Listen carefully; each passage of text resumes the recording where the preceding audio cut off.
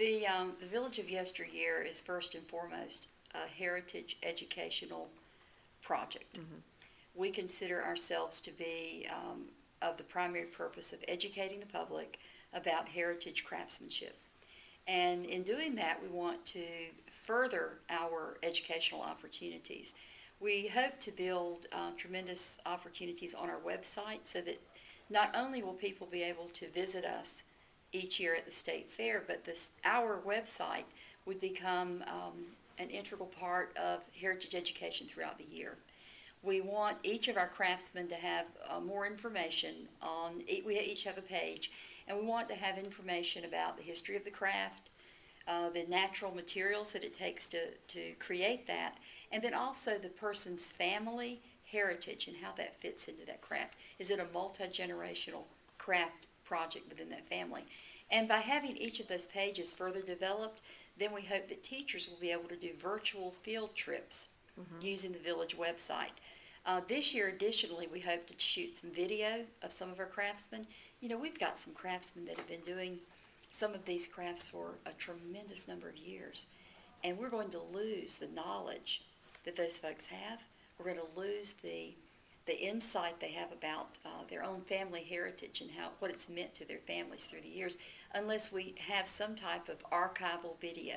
So this year we hope to shoot some video. We're going to start maybe with 10 craftsmen and then build on that each year, and then load that onto the Village website as well, so that students across the state will not only be able to learn about crafts, but they'll be able to hear the craftsmen talk about it and understand just how important that craft has been to that family and that family's heritage. Craft is. Every craft is not a heritage craft. It has to be a craft that has traditions that are rooted in history.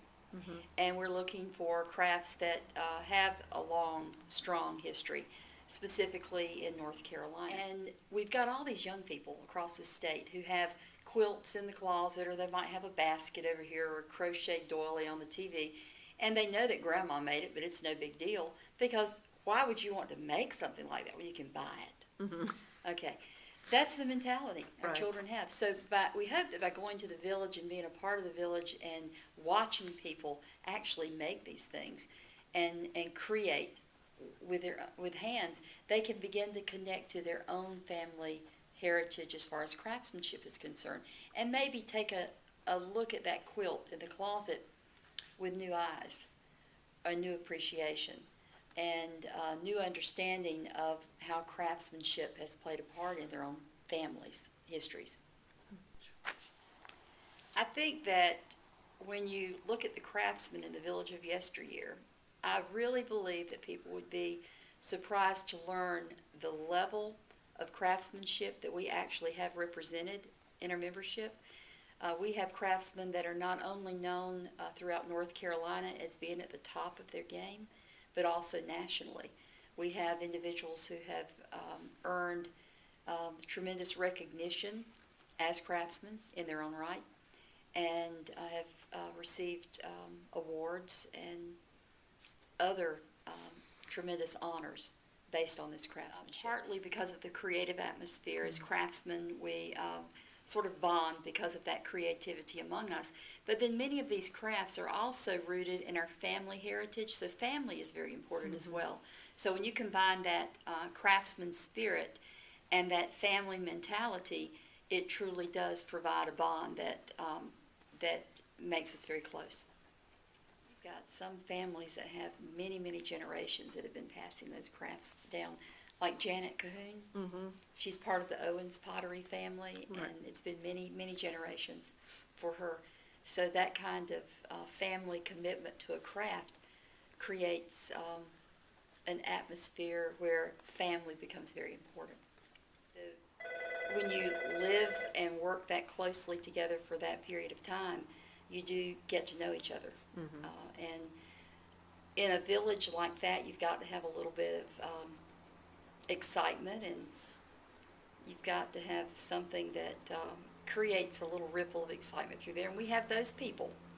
There are individuals in the village that keep us all laughing and keep us all motivated. I think the crowds motivate us as far as keeping us excited about coming in every day, because every day's a new day. You've got new people, and you really do get to meet people, and you have friends that come back every year.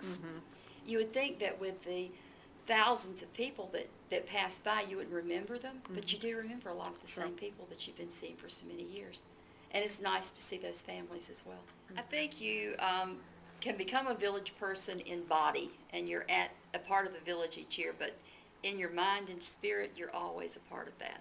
It becomes a part of you. It becomes a part of who you are. You become a part of a family that is greater and more expansive than you can possibly imagine. It's not just a part of being an organization. You're among friends, and that truly is a very special experience. Well, craftsmanship for me has always been more of a hobby, and it's not my profession. I'm not a full-time crafter, as a lot of people in the village are. So being a part of the village gives me just a glimpse of what it's like to live as a craftsman. Even if it's just for 11 days, I get to experience what it's like to get up in the morning and be creative all day, and talk about what I'm doing, and talk about a craft, and share it with other people. And at the end of the day, I sweep all my trash into the middle of the floor, and and that's my day, and I feel as though I've had a very full day and a very satisfying day. It's just the heritage of it having been there so many years, and the place that it has played in my family's history, and it's always been a tradition for us, and it's tradition that I hope that my children will pass on to their families as well.